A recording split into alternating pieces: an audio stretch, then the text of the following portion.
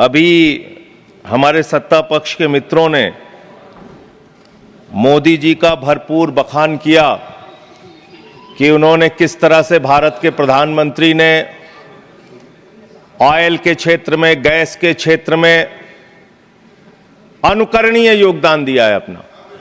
पूरी दुनिया में उनका डंका पीट रहा है, ऐसा बताया जा रहा है।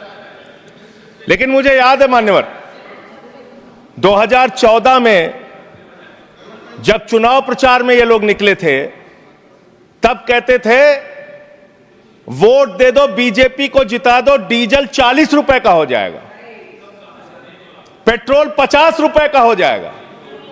आपकी एक नेता का भाषण है, सदन में नहीं होगा तो मैं भेज दूंगा, आप सुन लीजिएगा। 50 रुपए का पेट्रोल हो जाएगा।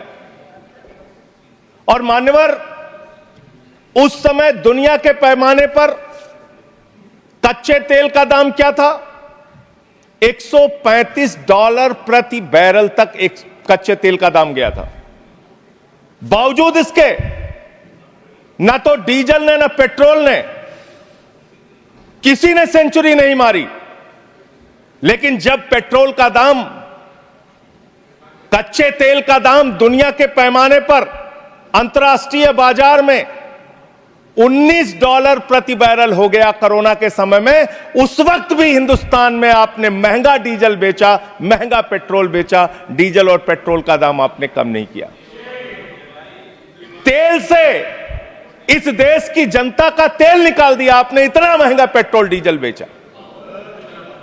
और क्या है इस मकसद इस बिल का सर? इसमें लिखा हुआ है कि आप इन्वेस्टर्स को बूस्ट करेंगे, इन्वेस्टर्स को, अलग अलग कॉर्पोरेट घरानों को बढ़ावा देंगे इस क्षेत्र में। इस बिल का एक मकसद, बड़ा मकसद यह भी है। और जो ओएनजीसी है मान्यवर, जिसको 23-24 का मुनाफा 40,000 करोड़ रुपए का हुआ है, मुनाफे की कंपनी जो है, जिस क्षेत्र में ओएनजीसी को, पब्लिक सेक्टर को, महारत्ना को मुनाफा हो रहा है, वहां मुनाफा कमाने के लिए आप और कंपनियों को लाना चाहते हैं। दूसरी बात, इस क्षेत्र के अंदर जो आप ये बिल ला रहे हैं, इसमें राज्य सरकारों के भी अधिकार आप छीन रहे हैं और सारे अधिकार आप केंद्र के पास चाहते हैं, जिससे संघीय ढांचे पर भी चोट पहुंचेगी और राज्यों के साथ आपका झगड़ा और बढ़ेगा इस कानून के माध्यम से। यह फेडरल स्ट्रक्चर के भी खिलाफ है बुनियादी तौर पे, जिसका जिक्र भी बाकी हमारे साथी यहां पे कर रहे थे। मान्यवर, मैं बड़ी विनम्रता पूर्वक पूछना चाहता हूं, आपने कहा पेट्रोल का दाम कम होगा, डीजल का दाम कम होगा। जो बीजेपी शासित राज्य है, उनके 2-3 के ही नाम पढ़ रहा हूं मैं। चंडीगढ़ में आज पेट्रोल का दाम है 100 रुपए। बिहार में आज पेट्रोल का दाम है 105 रुपए। और जिस दिल्ली की आप आलोचना करते रहते हैं, बार हर बात पे आलोचना करते रहते हैं, यहां पेट्रोल का दाम है 94 रुपए। दिल्ली के मुख्यमंत्री रहते हुए अरविंद केजरीवाल ने बिजली फ्री दिया, पानी फ्री दिया, शिक्षा फ्री दिया, इलाज फ्री दिया। महंगाई से लोगों को बचाने के लिए पेट्रोल और डीजल भी सस्ते दामों पर दिया।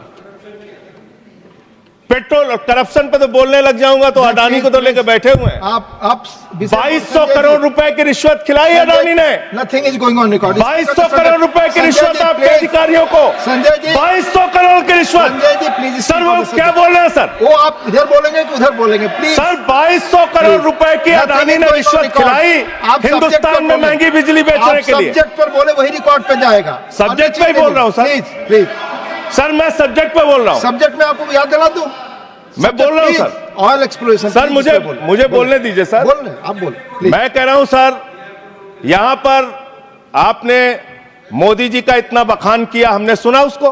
आपको बोलने का मौका था, आपने बखान किया। लेकिन जब एक राज्य सरकार के कामों का हम कुछ उदाहरण देने लगते हैं तो इससे आप तुरंत पेट में दर्द होने लगता है। अरविंद केजरीवाल ने बिजली फ्री दिया, पानी फ्री दिया, शिक्षा फ्री दिया, इलाज फ्री दिया, सस्ता पेट्रोल डीजल दिया। चिल्लाने लगे सुनते ही चिल्लाने लगे। प्लीज और मान्यवर ये मुद्दा है आपका इसलिए समय खत्म हो कि आप खत्म कर रहा हूं इसलिए कि आपका ध्यान देश में डीजल कैसे सस्ता हो, पेट्रोल कैसे सस्ता हो, इस पे नहीं है। आपका ध्यान तो देश भर में झगड़ा कराने, आपका ध्यान सब्जेक्ट अपने दोस्त अडानी को Nothing. हजारों Subject करोड़ पर- का मुनाफा पहुंचाने में Subject पर बोले। है और इस क्षेत्र में भी आप लाएंगे। Thank you. सर इन्होंने यहां पर पीछे से कमेंट किया, आपने सुना? नहीं, मैंने नहीं आपने सुना मैं सर? आपको सुन रहा हूँ। आपने सुना? मैं आपको सुन रहा हूँ संजय जी। रिश्वत Please. कैसे ली जाती है इन लोगों को पता है? 2200 करोड़ रिश्वत ली है अडानी से इन लोगों ने। Nothing is going. Your time is over. Dr. V. Srivasan.